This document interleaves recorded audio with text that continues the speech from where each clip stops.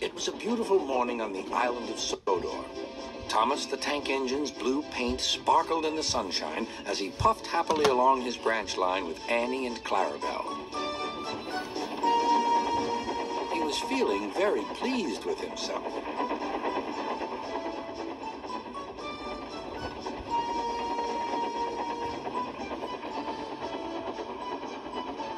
"Hello, Thomas," whistled Percy. "You look splendid." "Yes, indeed," boasted Thomas. "Blue is the only proper color for an engine." "Oh, I don't know. I like my brown paint," said Toby. "I've always been green. I wouldn't want to be any other color either," added Percy. Well, anyway," huffed Thomas, "blue is the only color for a really useful engine. Everyone knows that." Percy said no more. He just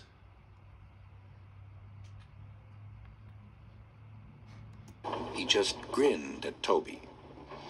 Later, Thomas was resting when Percy arrived. A large hopper was loading his freight cars full of coal. Thomas was still being cheeky. "Careful," he warned. "Watch out with those silly cars." Go on," muttered the cars.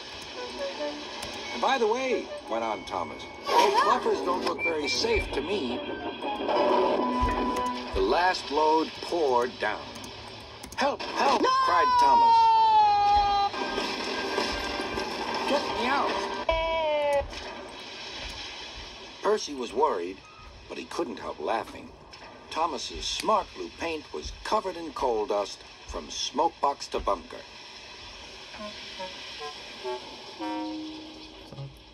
"Ha ha!" chuckled Percy. "You don't look really useful now, Thomas. You look really disgraceful."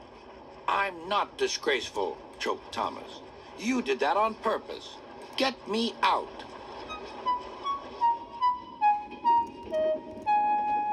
It took so long to clean Thomas that he wasn't in time for his next train.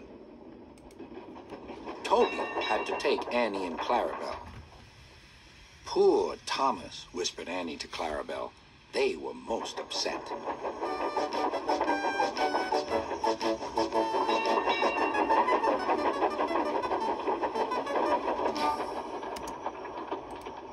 Thomas was grumpy in the shed that night.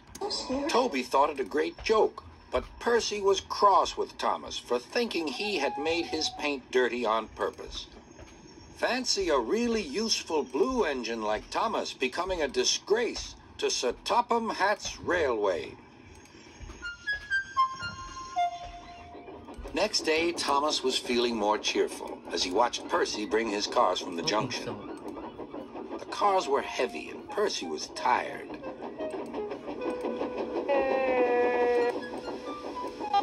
"Have a drink," said his driver. "Then you'll feel better."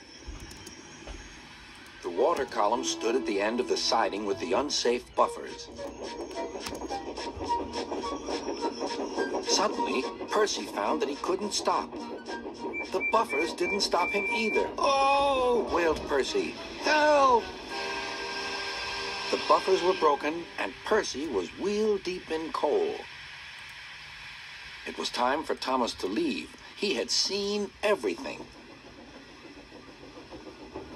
"Now Percy has learned his lesson, too," he chuckled to himself.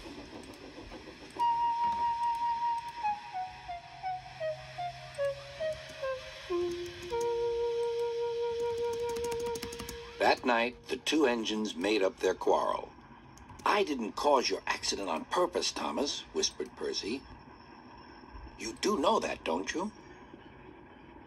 "Of course," replied Thomas, "and I'm sorry I teased you. Your green paint looks splendid again, too.